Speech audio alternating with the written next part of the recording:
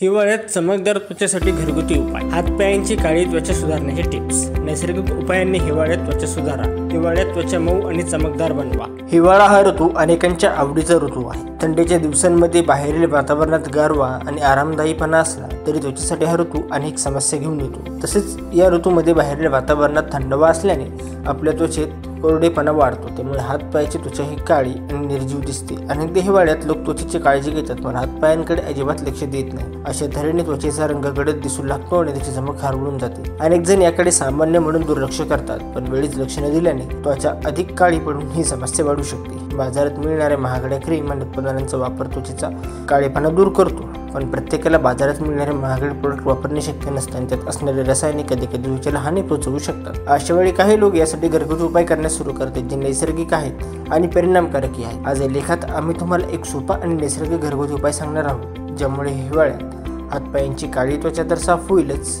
शिवाय तो मुलायम आणि चमकदारही दिसेल. साहित्य: 2 चमचे लिंबाचा रस, 2 चमचे मध, 1 चमचा हळद पावडर, 1 चमचा खोबरेल तेल किंवा ऑलिव्ह ऑइल. एका बाउलमध्ये लिंबाचा रस, मध, हळद आणि खोबरेल तेल किंवा ऑलिव्ह ऑइल चांगले मिक्स करून घ्या. हे मिश्रण तुमच्या हात पायाच्या काळवंडलेल्या भागात लावा.